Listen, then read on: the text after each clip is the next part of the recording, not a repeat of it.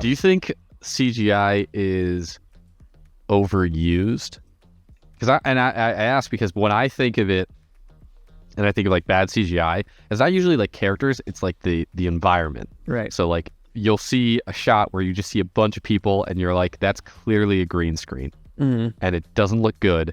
And so I look at that and think, almost like if you had just painted a canvas, it might look better, and just use perspective. At times. I think it's the wrong question. I think what I might ask is CGI mismatched?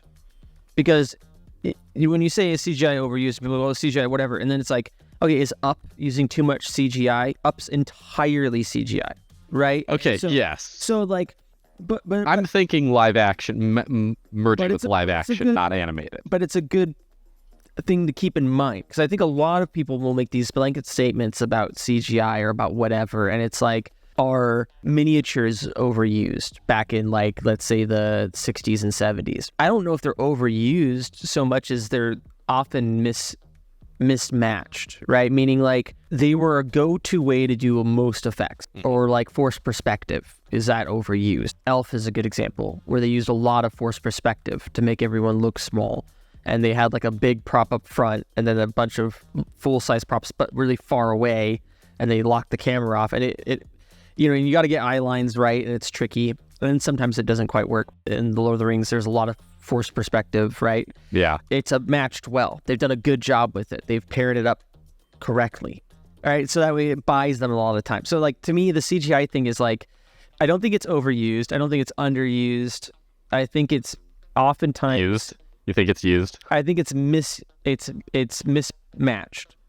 Really, the problem is a lack of planning. If you were to look at this scene and you went like, how am I going to achieve this? What's the best way to achieve this for what we're doing? I think you'd come up with a very wide variety of solutions. It's sort of like plastic.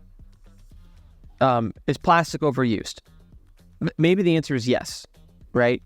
But it's because it's so flexible. We've invented this thing called a transistor, and now everything's a transistor. Everything. It's our solution to every single one of life's problems. It's like, we'll just make it. It's like, is that necessary?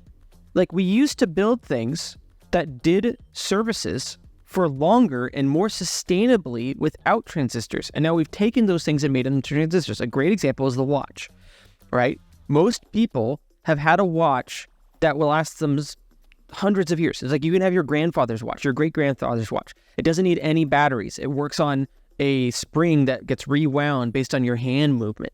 And that's a very sustainable solution. It just works. You don't need to update it.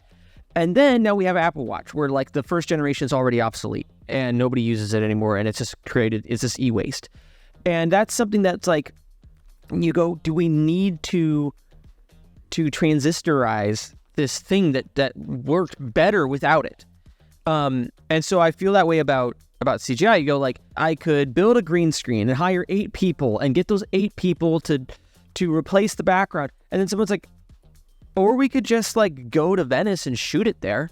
How much is that going to cost? And it's like, well, it's like, $4,000 plane ticket plus, shooting. It's like, okay, well, that's actually way cheaper than reconstructing Venice in 3D. And it's going to look more accurate because it's literally there, right? So, that's I think the real problem is people not thinking through their thing and just going like, well, there's this tempting thing, which is a CGI, a transistor, that we could just put in everything, and so we should just use it. That's the real problem with the CGI out thing, is like, is CGI the right solution for every problem? No. But you need to ask yourself, is it? Like, and there's certain things you're going to come to the conclusion, go like, yeah, it's actually way safer to use CGI in this scene. We don't have to redo the scene if the blood hits the clothes. Then we have to re-wardrobe. We don't have to have 8 pairs of the same shirt that we then have to match the right way. Like, there's going to be times where you choose CGI, but it should be thought through and chosen for a reason, and not just chosen because it's, of course, that's what we use for everything now. So that sounds like a really roundabout way of saying yes, it's overused. I just want to point that out. Yeah. As we were going through, I'm like, yeah, this just sounds like it's overused. So but like you understand the difference though, right? Like I do recognize what you're saying. Yes, and piss a bunch of people off, and then a bunch of people would be like, "Yeah, CGI bad," but it lacks nuance, and the nuance is like, what's the right tool for the job? Let's think through that, and then apply the right tool, right? Like if I ask you, like, are hammers overused on a construction site, and you'd be like, well, there's a lot of things that need hammers, and it's like, well, does it all need a hammer?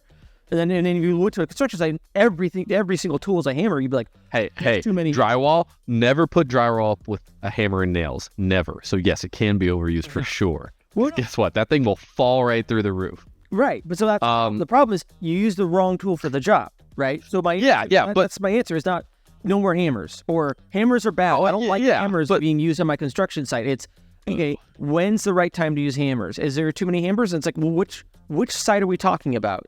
What type of job is it? You know, is it a carpentry job, or is it a? That's what I mean. It's still at the end of the day. Then it's overused.